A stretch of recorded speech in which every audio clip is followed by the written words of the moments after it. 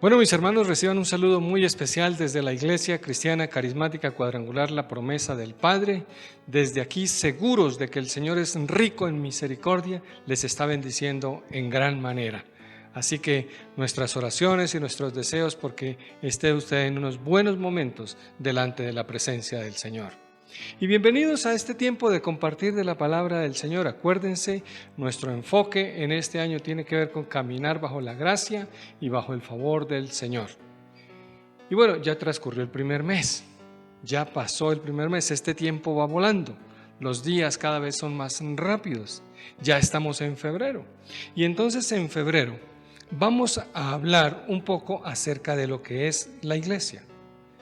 Porque me da la impresión que a veces nosotros vamos tanto a la iglesia, venimos tanto a la iglesia, invitamos tanto a la iglesia, pero si alguien nos coge a boca de jarro y nos dice, bueno, ¿y qué es la iglesia? ¿Qué es la iglesia? Y a veces lo que nosotros presumimos que debemos tener tan claro, pues muchas veces, perdónenme, pero como que no lo es. Y por eso quiero que toquemos este tema de acuerdo a como está escrito en la Biblia. Por eso, mis hermanos, hoy vamos a compartir este tema que le hemos puesto de nombre Todos necesitamos saber. Y si usted es un creyente responsable, pues yo creo que usted y yo deberíamos saber. Y tenemos que saber, y por eso, para eso estamos aquí. Ahora, esto de todos necesitamos saber, yo no sé cómo usted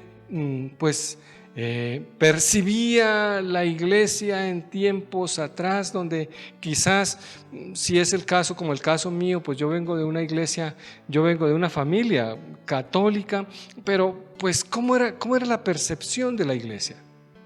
Y pues a veces la percepción de la iglesia realmente no es tan clara. Quizás es ese lugar como lúgubre, como silencioso, como ese lugar como tan solemne al que nos llevaban y que cuidado habla y que cuidado no sé qué y que bueno, y más en Semana Santa, qué cosa tan terrible. Quizás sea esa la percepción que usted y yo podamos tener de la iglesia. Pero ahora estamos en otra manera y entonces quizás la percepción de la iglesia y mucho más cuando decimos de qué manera usted busca una iglesia. Y entonces cuando vamos a buscar una iglesia, entonces quizás usted escogió una iglesia porque le gustaba la alabanza. Tenía una alabanza bonita, era agradable, cánticos bonitos, una buena orquesta, un buen sonido, un buen grupo musical. Excelente.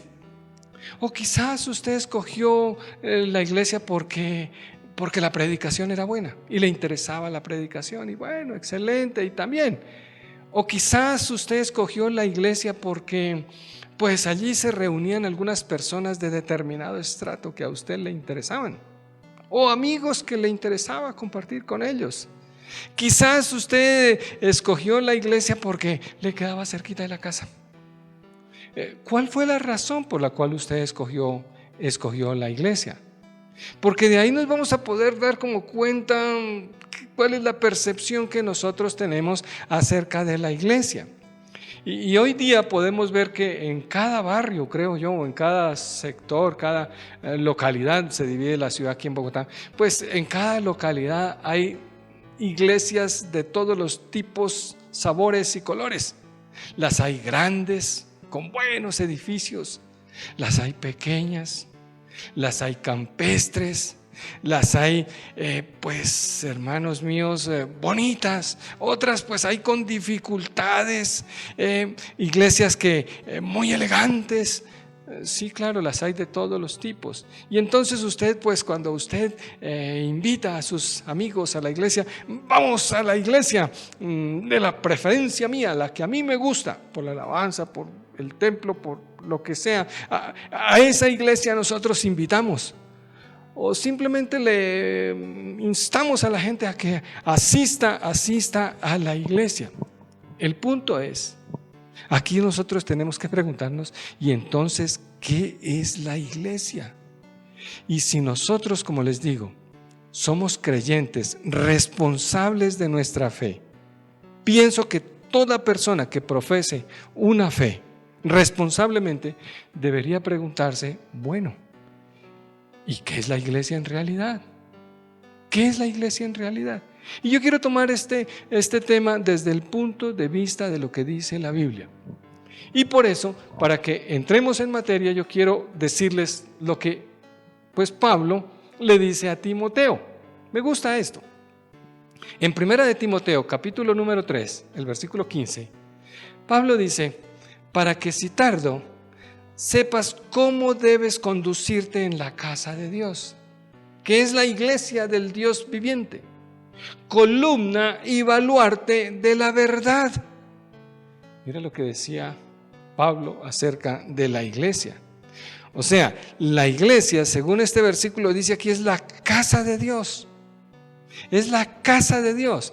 Pero además de que es la casa de Dios, pues dice también aquí que es columna y baluarte de la verdad. Por eso yo quiero hablarte de la iglesia. ¿De qué es la iglesia? Y en este mes vamos a estar tocando este tema. Y aquí dice claramente que la iglesia es la casa de Dios. Pero entonces, ¿la iglesia es el edificio? Porque todos necesitamos saber en qué consiste la iglesia. ¿Es el edificio o es algo más? Y entonces aquí, y mire, un consejo bueno, es algo que practico yo. Cuando yo quiero saber algo, normalmente lo busco de la primera vez que aparece en la Escritura. La primera vez que aparece. Entonces aquí, pues el tema de la iglesia. Si miramos cuál es la primera vez que aparece en la Escritura, pues aparece porque Jesús fue el que profirió esta palabra, la palabra iglesia. ¿Dónde? Mis amados hermanos, pues Jesús, frente a una revelación que ha recibido Pedro de parte del Espíritu Santo, definiendo que Jesús era el Mesías, el Hijo de Dios, a esa situación Jesús le responde a Pedro en Mateo capítulo 16, el versículo 18. Dice, y yo también te digo que tú eres Pedro, y sobre esta roca edificaré mi iglesia, y las puertas del Hades no prevalecerán contra ella. Bueno, de aquí podemos entender una cantidad de cosas, ¿cierto? La iglesia es edificada ¿por quién? Por el Señor Jesucristo.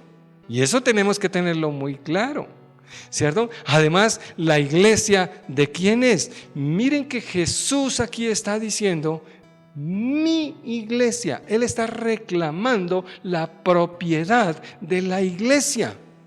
Y dice que las puertas del Hades no prevalecerán contra ella. Ni siquiera la muerte del Señor Jesucristo iba a detener la iglesia, sino que al contrario, iba a ir mucho más allá. Y pues por eso la tenemos hasta el día de hoy.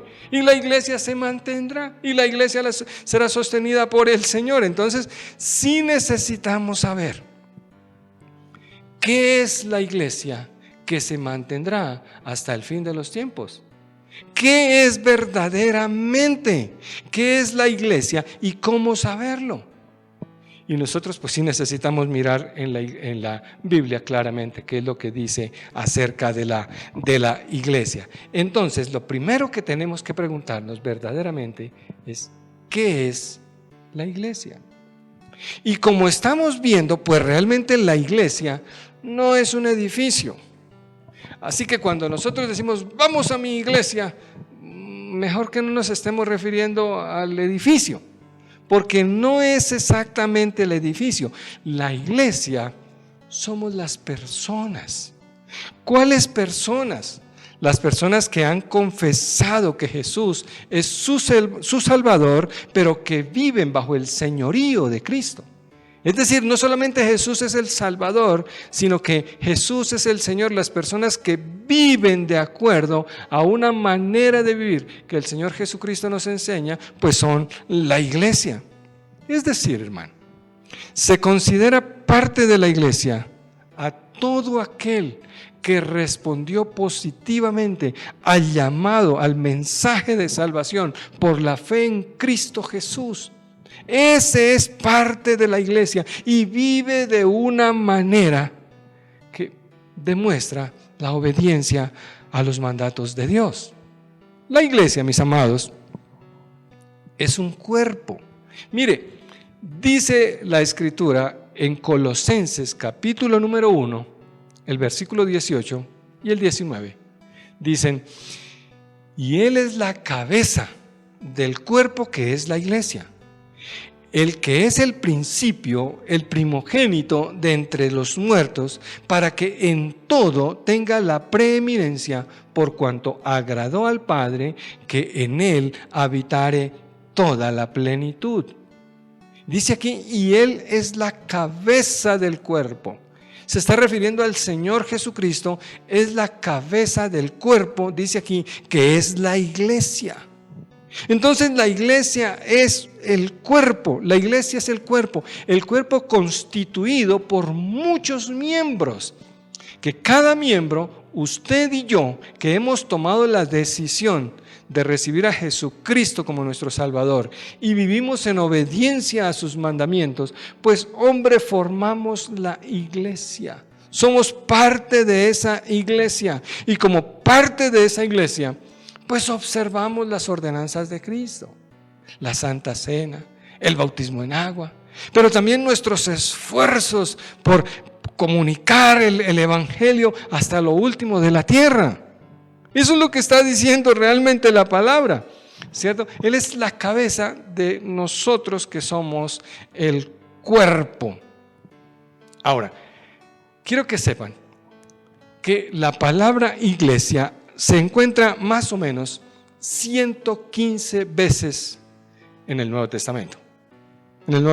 Y de las 115 veces, 99 veces se refiere a iglesias locales, es decir, a congregaciones pequeñas. Porque si estamos definiendo que la iglesia es el cuerpo de Cristo constituido por cantidad de miembros diferentes, y todos importantes, y todos bonitos, y todos lindos, claro que sí, pero también entonces tenemos que entender que de la misma manera que hay una familia humana, también hay una familia colombiana, también hay una familia bogotana, también hay una familia Pérez, González, García, lo que sea. Entonces, la mayoría, las 99 veces se refiere a una iglesia local. Ahora, hablando de la palabra iglesia, pues aquí cuando el Señor Jesús la menciona por primera vez, yo edificaré mi iglesia. Pues esa palabra iglesia es una palabra que viene de dos raíces en griego. La raíz ej, que significa o implica fuera, y klesia, que viene de kaleo, que implica llamado. Entonces la palabra iglesia lo que traduce literalmente es llamado afuera, llamado afuera. Y entonces los cristianos, los creyentes, somos llamados afuera. ¿Afuera de qué? A vivir fuera del mundo, a vivir fuera del pecado, a apartarnos para un propósito que Dios tiene con nosotros.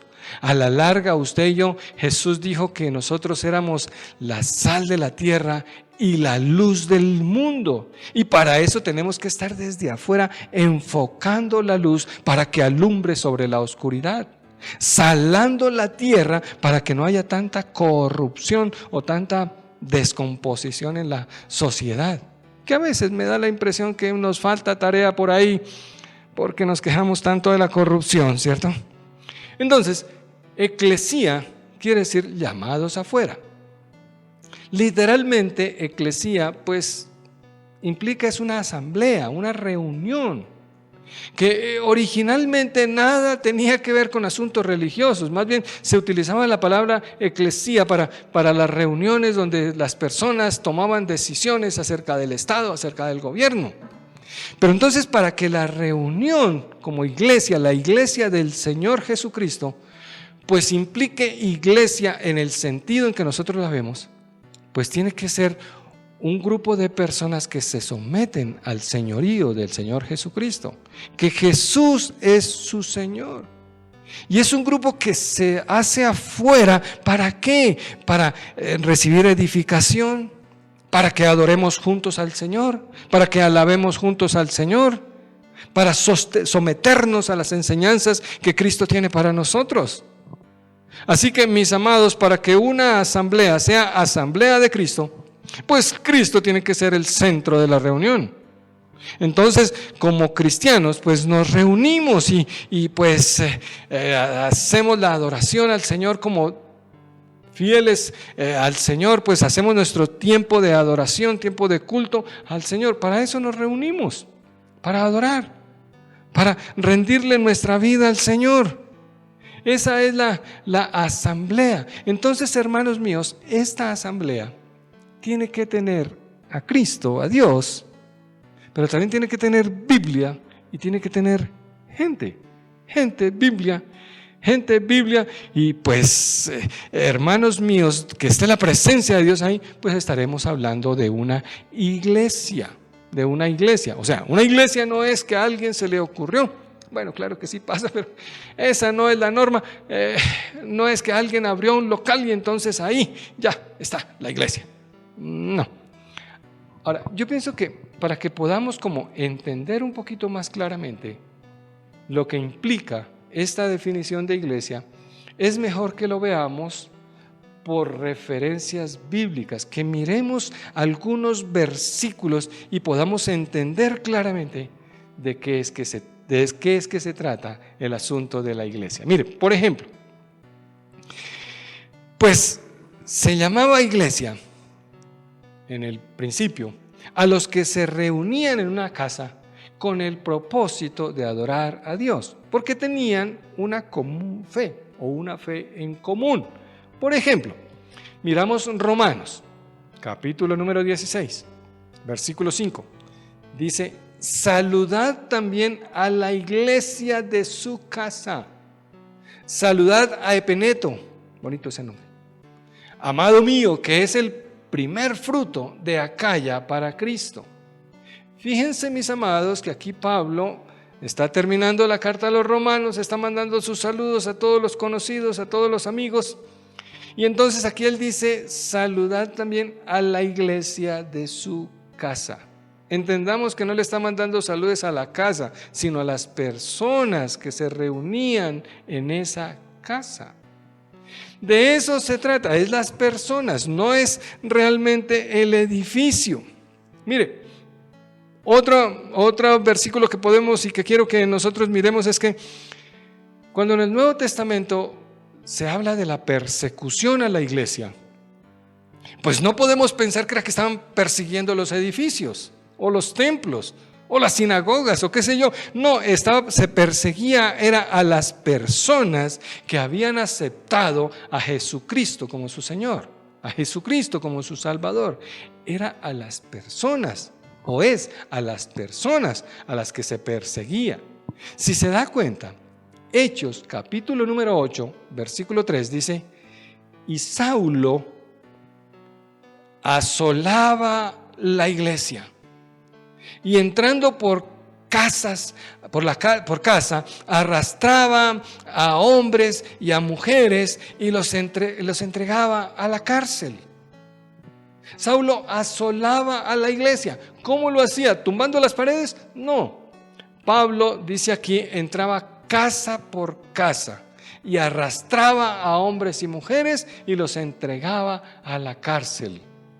Una vez más, para nosotros creo que no es muy difícil ver que se refiere la palabra iglesia a las personas, no al edificio. Pedro, mis amados, Pedro cuando fue arrestado y entonces luego pues por un acto soberano de Dios y milagroso de Dios es liberado de la cárcel. Entonces allí vemos a Pedro en capítulo 12 del libro de los Hechos, el versículo número 5 dice: así que Pedro estaba custodiado en la cárcel, pero la iglesia hacía sin cesar oración a Dios por él.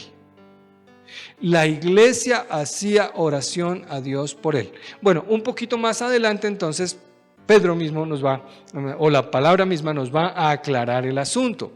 Si usted mira ahí, un poquito adelante en el capítulo 12, ahora leemos el versículo 11, y el 12, dice: entonces Pedro, volviendo en sí, dijo: ahora entiendo verdaderamente que el Señor ha enviado su ángel y me ha librado de la mano de Herodes y de todo lo que el pueblo de los judíos esperaba.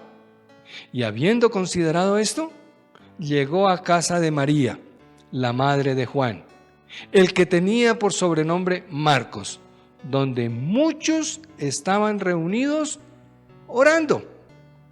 En el versículo 5 dice que la iglesia oraba. ¿Quién eran los que oraban allí? Pues estaba la mamá de Juan, estaba seguramente Juan, estaba pues Juan Marcos y pues muchas personas que componían allí la iglesia estaban reunidos y eran ellos los que estaban orando. Entonces creo que es muy claro que se refiere realmente a las personas. A las personas, usted y yo. Jesucristo no va a regresar por los edificios. Jesucristo va a regresar por las personas, por las almas, por usted y por mí. Entonces, cuando hablamos de iglesia, nos referimos a las personas, a ese conjunto de creyentes que se reúnen en un lugar para adorar a Dios. ¿Cierto? Mire, en el libro de los Hechos nosotros encontramos la historia de la iglesia primitiva, cómo comenzó la iglesia. Y entonces allí pues encontramos algunas cosas que nos ayudan a entender. Y uno de esos versículos que me gusta y nos ayudan a entender tiene que ver con Hechos capítulo número 11, el versículo número 26. Dice: y se congregaron allí todo un año con la iglesia y enseñaban a mucha gente, y a los discípulos se les llamó cristianos por primera vez en Antioquía. Aquí se refiere realmente ¿a quién? A Bernabé y a Saulo, que ellos se congregaron, dice aquí, más de un año con la iglesia. Y fíjense que dice con la iglesia, no dice que se congregaron en la iglesia, sino con la iglesia, es decir, con las personas. Por más de un año, ellos enseñando allí la palabra de Dios. ¿A quién? ¿A la casa? No, a las personas. Y es interesante notar, porque aquí la Biblia claramente nos dice es que con la iglesia, no en ni dentro de la iglesia. No se congregaron dentro de la iglesia, sino se congregaron con la iglesia, con las personas, y allí enseñaban la palabra del Señor. Entonces la iglesia, vuelvo a afirmar, es el grupo de creyentes del cual Jesucristo es la cabeza. Y ese término pues realmente puede designar a todo creyente en todo lugar, pero también a esas congregaciones pequeñas. Nosotros hacemos parte de la iglesia del Señor Jesucristo, universal, pero dentro de ese universo de creyentes está la iglesia cuadrangular. La iglesia cuadrangular tiene presencia en 150 y tantos países, 157 países creo que es. Dentro de los 157 países está Colombia. Dentro de Colombia está la iglesia cuadrangular, y dentro de la iglesia cuadrangular está la carismática cuadrangular. Dentro de la carismática cuadrangular tenemos más o menos 24 o 25 iglesias. Dentro de esas 25, esta es una. Somos una familia grande, pero hacemos parte de la familia del Señor.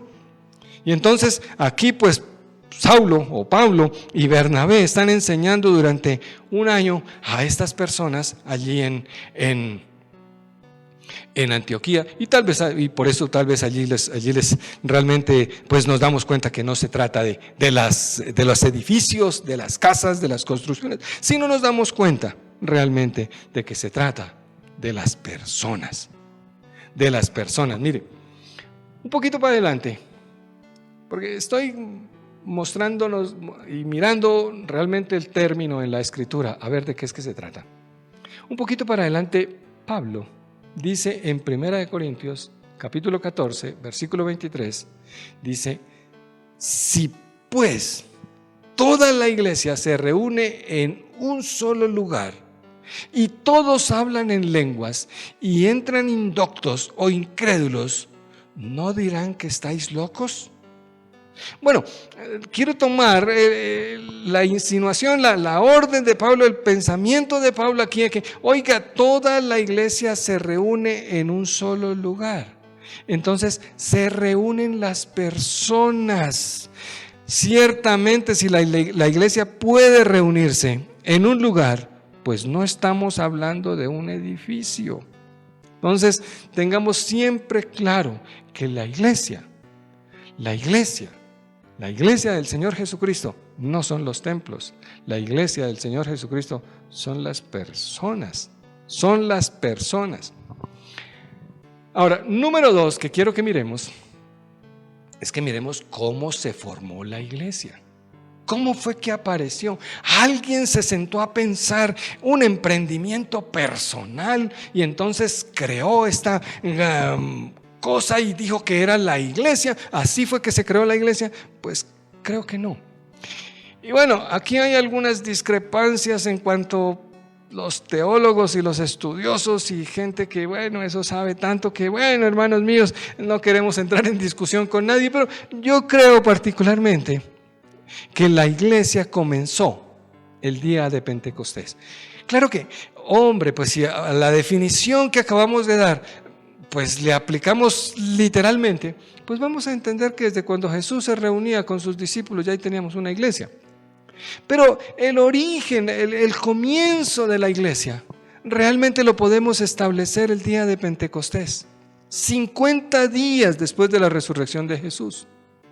Porque cuando Él pues iba a ascender al cielo, recuerden, Él le dijo a los discípulos, mire, quédense en Jerusalén mientras son investidos de la presencia del Espíritu Santo. Y les ofrece el bautismo con el Espíritu Santo. Entre otras cosas, si tú no eres bautizado con el Espíritu Santo, estás en mora de hacerlo. Se trata de pedir al Señor que te llene del Espíritu y que te dé ese don especial de hablar en lenguas. Somos carismáticos y bueno, eso nos interesa. Y bueno, allí estaban estos, pues precisamente los discípulos del Señor estaban esperando a que esto pasara. Los encontramos ahí en el aposento alto esperando a que pase. ¿Y cómo nos relata el libro de los Hechos este suceso? Dice Hechos capítulo 2, versículo 1. Cuando llegó el día de Pentecostés, estaban todos unánimes juntos. Y de repente vino del cielo un estruendo como de un viento recio que soplaba, el cual llenó toda la casa donde estaban sentados. Y se les aparecieron algunas lenguas repartidas como de fuego, asentándose sobre cada uno de ellos. Y fueron todos llenos del Espíritu Santo y comenzaron a hablar en otras lenguas según el Espíritu les daba que hablasen. Aquí arranca la iglesia, llega el Espíritu Santo y entonces comienzan estas personas que estaban allí pues con un poder impresionante a predicar la salvación por fe, pero a predicar con valor la resurrección del Señor Jesucristo, y comienza este movimiento tan tremendo que generó el Espíritu Santo en aquellos días. Y me encanta que quizás había muchas personas que se encontraban alrededor del edificio. Quizás otros estaban metidos ahí entre el edificio. Y pues por ser la fiesta de Pentecostés, muchos judíos habían viajado desde lugares muy lejanos a Jerusalén para pasar allí la fiesta. Y entonces ellos sienten ese estruendo, sienten ese movimiento tan tremendo y se asombran. Pero yo creo que quedan mucho más asombrados cuando ellos escuchan en sus propias lenguas, en sus propios idiomas, las maravillas del Evangelio del Reino. Ellos entienden el Evangelio predicado con poder y el Espíritu Santo concediendo ahí ese don maravilloso a estos discípulos de predicar, de hablar, de orar en estas lenguas, de tal manera que aquellos entendían cada uno en su idioma. Y claro, con ese dunamis, con esa fuerza del Espíritu Santo, con ese poder del Espíritu Santo, pues ¿qué pasa? Comienzan estos creyentes a predicar en todo lugar conocido y a hacerlo con gracia, hacerlo con denuedo, hacerlo con poder, y a Dios respaldándolos con señales y prodigios. Comienza la iglesia realmente ahí en ese momento. Ahora, me interesa que aquí comienza la iglesia. Pero ¿cómo es que la iglesia crece? ¿Cómo es que la iglesia se desarrolla? Bueno, me gusta mucho que los discípulos reunidos, orando, reunidos en la iglesia, reunidos como iglesia mejor, reunidos como iglesia o reunidos con la iglesia, pues los vemos allí en Hechos capítulo 2, versículo 46 y 47. ¿Qué era lo que ellos hacían? Dice aquí, y perseverando unánimes cada día en el templo, y partiendo el pan en las casas, comían juntos con alegría y sencillez de corazón, alabando a Dios y teniendo favor con todo el pueblo. Y el Señor añadía cada día a la iglesia los que habían de ser salvos. Fíjense que la iglesia se reunía y en un lugar especial, aquí en este caso en el templo, y entonces ¿qué hacían? Partían el pan. Eso equivale, mi amado hermano, a que compartían la Santa Cena. Comían juntos con alegría y sencillez de corazón y alababan a Dios. Pero eran buenas personas con los vecinos. Daban testimonio del amor de Dios. Ellos tenían una manera diferente de vivir. Ellos habían recibido las enseñanzas de Jesús y ahora eran buenos cristianos, buenos ciudadanos, buenas personas. Y entonces, ¿saben qué? ¿Cómo crece la iglesia? Aquí dice, y el Señor añadía cada día a la iglesia los que habían de ser salvos. ¿Cómo comenzó la iglesia? Pues mira, ahí hay un movimiento especial de Dios con el Espíritu Santo, con el Señor Jesucristo. Y aquí Dios realmente añadiendo las personas. ¿Implica esto de que era que Dios cogía a las personas y las metía en una bodega o en una casa, en un recinto, en un auditorio? No, añadía a la iglesia. Quiere decir que pasaban a ser parte del grupo de aquellos que recibían al Señor Jesús como su Señor y como su Salvador. Eran sacados del mundo para ahora añadirse a este grupo que creía en Jesús como su Salvador. Entonces la iglesia es el grupo de personas llamadas por Dios. Tú estás en este lugar porque Dios te llamó.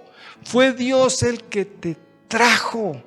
De la misma manera aquí, hermanos míos, uno puede hablar de una llamada y cuando usted recibe una llamada, entonces usted verá si la contesta o no, o usted sencillamente asiente a la llamada o acepta la llamada. Así es la llamada del Señor. ¿Para qué? Para traerlo a un lugar con un propósito específico. Y es que estas personas son apartadas del mundo para convertirse en seguidores de Jesús, en cristianos, para llevar una vida diferente. Hermanos, es Dios el que llama. Tú estás en este lugar porque Dios te llamó. Es Él el que llama a las personas. Mire, aquí dice, y el Señor añadía cada día a la iglesia los que habían de ser salvos. Es Dios el que llama a las personas. ¿Por qué? Porque es Él el que en el Señor Jesucristo pues da salvación a las personas. Y esto me recuerda de palabras de Jesús. Jesús dijo en Juan capítulo número 6, el versículo 44, dice, ninguno puede venir a mí si el Padre que me envió no le trajere, y yo le resucitaré en el día postrero. O sea, nadie puede simplemente construir un edificio y llenarlo de personas y decir que esa es la iglesia. Bueno, vuelvo, insisto que algunos lo hacen, pero bueno. Porque yo entiendo que solamente Dios es el que da el crecimiento. Solamente a nosotros, ¿qué es lo que nos corresponde? Ir y predicar el evangelio. Pero es Dios el que da el crecimiento. Es Dios el que suma a cada congregación las personas que Él determina que deben estar en ese lugar. Las personas que contestan positivamente a ese llamado que Dios les hace. Así que, mis amados, pues un verdadero cristiano es aquel a quien Dios ha llamado, a quien Dios ha elegido, a quien Dios ha convocado. Y ese proceso es el que se refiere a unirse a la iglesia, a ser parte de la iglesia. Bueno, en este mes también estaremos hablando si es lo mismo asistir a la iglesia que pertenecer a la iglesia, porque creo que ahí hay dos cosas que son totalmente diferentes. Pero bueno, ya hablaremos acerca de eso. Así que, hermanos míos, pues cuando somos llamados por Dios, somos sacados del mundo para ahora participar de un propósito muy, muy, muy específico. La iglesia no es el edificio, la iglesia somos las personas. Número 3 tiene que ver con quién es el Señor de la iglesia. Porque uno hoy día ve la iglesia del señor fulano de tal, la iglesia de Pepinito Pérez, la iglesia de yo no sé quién, la iglesia tal, la iglesia una, la iglesia otra, la iglesia elegante, la iglesia bonita, la iglesia estrato, ¿la iglesia de quién? Pues la iglesia realmente es de propiedad del Señor Jesucristo. Él dijo: yo edificaré mi iglesia. Mi iglesia. Él está reclamando la propiedad. El Señor Jesucristo es el Señor de la iglesia.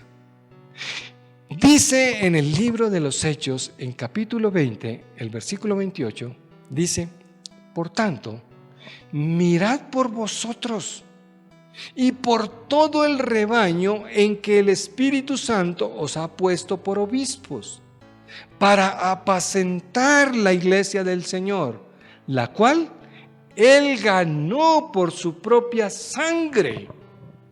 Y es que la iglesia es de propiedad del Señor Jesucristo, porque Él fue el que la creó, pero Él fue el que la ganó, dice ahí, por su propia sangre. Entonces aquí Pablo está hablando con los obispos, Pablo está hablando con los pastores, con los líderes en la iglesia, y le está diciendo: oiga, mucho cuidado, ¿cierto? Porque ustedes no son los dueños de la iglesia. El pastor no es el dueño de la iglesia, el pastor no es el dueño de la gente, no, señor. Las almas son de propiedad del Señor Jesucristo, ganadas con su sangre.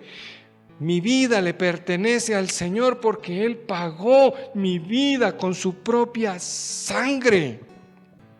Entonces la unión de los miembros de la iglesia se basa en Jesucristo, es en Él en que nosotros tenemos unidad. Y quienes sean llamados por Dios son los que forman parte de la iglesia y obedecen al Señor Jesucristo. Y para eso nos reunimos, para recibir las ordenanzas del Señor Jesucristo, pero para obedecerlas juntos, alabar, adorar al Señor juntos. Para eso es que nos congregamos, para eso es que nos reunimos. Y al mismo tiempo la iglesia pues será apacentada, guiada, dirigida, protegida por el Señor Jesucristo. Y los pastores que Él designe ayudarán en la tarea. Pero nosotros no somos más que colaboradores, ayudadores, consiervos que trabajamos. Pero el dueño de la iglesia, el Señor de la iglesia, el poderoso en la iglesia, el importante en la iglesia, es el Señor. Él fue el que la compró con su sangre. Así que no nos equivoquemos, mis amados. La iglesia es propiedad del Señor. Mire, uno de los pasajes que a mí me gusta porque ilustra muy bien esta verdad es ese pasaje que está en los versículos finales del capítulo 5 del libro de Efesios. ¿Por qué? Porque allí encontramos a una analogía en cuanto a Cristo y su iglesia como ejemplo de la relación matrimonial, esa relación de pareja.